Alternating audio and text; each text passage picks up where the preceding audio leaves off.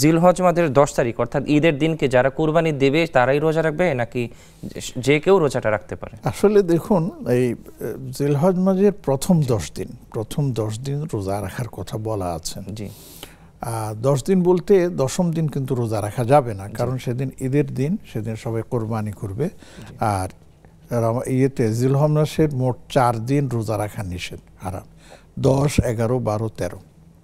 এখন বাকি 9 দিন আপনি রোজা রাখার আপনি সুযোগ পাবেন। হাজী সাহেব যারা হজে যান তাদের ব্যাপারে বলা হয়েছে যে তারা যদি আপনার ক্লান্ত বা আপনার এর নাম কি অসুস্থতা হওয়ার ভয় থাকে, তাহলে তাদেরকে রোজা রাখতে নিষেধ করেছেন।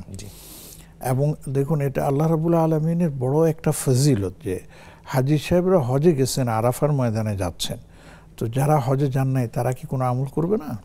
তাদের জন্যই কিন্তু মূলত এই 10 দিন বা 9 দিনের আপনার কি রোজা রাখার কথা বলা হয়েছে। এখন যারা কোরবানি দিতে পারবে না তারা রোজা রাখবে না, তো রাখবেটাকে? বরঞ্চ আমি তো বলবো যে আপনার সারা পৃথিবীব্যাপী যারা কোরবানি রাখবেন বা রাখবেন না, যেই দেশে জিলহজ মাস শুরু হয়ে যাবে সেই দেশের লোকেরা সেই জিলহজ মাসের রোজাগুলো 1 থেকে 9 তারিখ পর্যন্ত তারা রাখার সুযোগ পাবেন। এবং হাদিসের মধ্যে বলা হয়েছে যে এই 10 দিনের যারা রোজা রাখবে তাদের চাইতে বড় আমলকারী আর কেউ হবে না, একমাত্র মুজাহিদ ছাড়া। যারা জিহাদের রাস্তায় বেরিয়ে গেছেন তারা ছাড়া অন্যরা এই পরিমাণ সওয়াব পাবেন না।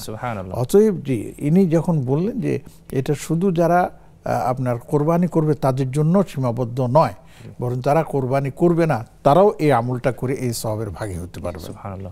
অনেক শুকরিয়া শেখ।